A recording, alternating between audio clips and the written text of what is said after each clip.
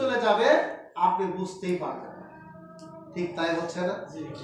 সম্মানিত উপস্থিতি, সামনে রমাদান, এটা হলো শাবান মাস, এই জন্য আনন্দ হওয়ার উচিত না মুসলমানদের জন্য। শুকরিয়া আদায় করি আলহামদুলিল্লাহ।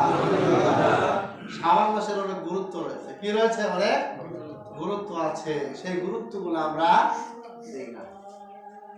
দরুদ সালাম বর্ষিত হোক বিশ্বনবী মুহাম্মদ রাসূলুল্লাহ সাল্লাল্লাহু আলাইহি ওয়াসাল্লামের উপর। সকলে পড়ি আল্লাহুম্মা সাল্লি আলাইহি।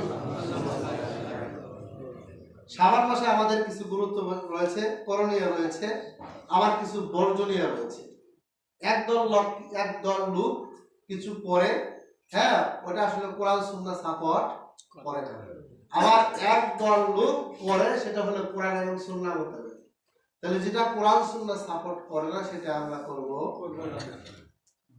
তার আগে শুনে নেই যে আমরা কাকে অনুসরণ করব। আল্লাহ সুবহানাহু ওয়া তাআলা কাকে অনুসরণ করতে বলেছেন, মানুষকে নাকি আল্লাহকে? আল্লাহ রাব্বুল আলামিন বললেন, ইয়া আইয়ুহাল্লাযীনা আমানু আতিউল্লাহ ওয়া আতিউর রাসূল। হে ঈমানদারগণ, শোনো, আতিউল্লাহ, আল্লাহর আনুগত্য করো, ওয়া আতিউর রাসূল, তোমার রাসূলের আনুগত্য করো। কার আনুগত্য করব?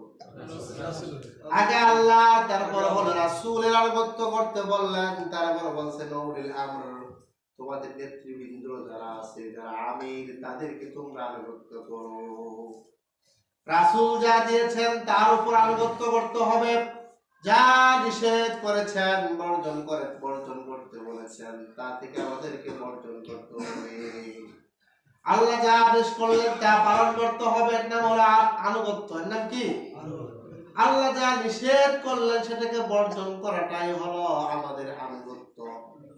কিন্তু আল্লাহ যেটা করতে নিষেধ করেছেন সেটা যদি করি, সেটা আনুগত্য হবে? হ্যাঁ, আল্লাহ রাব্বুল আলামিন বলেন তোমরা আল্লাহর আনুগত্য করো, রাসূলের আনুগত্য করো। 3 নাম্বার বলছেন উলিল আমর, নেতৃবৃন্দ যারা আছে, ইসলাম মানে ইসলামের আমির। ইসলামের আমির বুঝেন না? আর কোরআন সুন্নাহ মোতাবেক নির্দেশনা দেয়, দেশ পরিচালনা করে, সমাজ পরিচালনা করে, এদেরকে তোমরা আনুগত্য করো। আর আল্লাহ যা নির্দেশ দিয়েছেন তা স্পষ্ট আছে, যা নিষেধ করলেন তাও স্পষ্ট। মুহাম্মদ সাল্লাল্লাহু আলাইহি সাল্লাম যা আদেশ করেছেন তাও স্পষ্ট, যা নিষেধ করেছেন তাও স্পষ্ট। মুহাম্মদ যা আমল করেছেন তাও আছে, যেটা করা নাই সেটা থাকবে, এটা আপনি করলে সেটা থাকবে।